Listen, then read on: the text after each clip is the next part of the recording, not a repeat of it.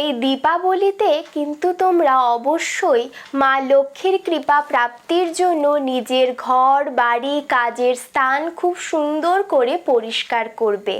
এই সময়টা কিন্তু ডিক্ল্যাটারেশনের জন্য দারুণ একটা সময়। যে আমরা এই সময় আমাদের পুরনো জামা কাপড় ডোনেট করি।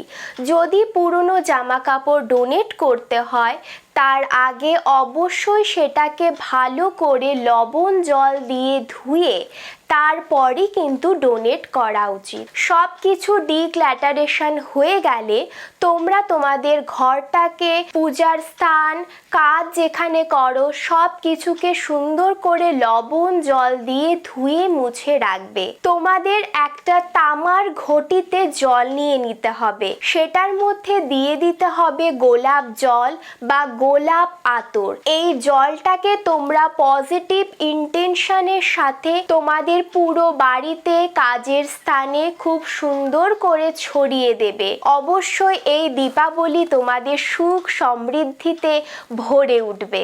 হর হর মহাদেব।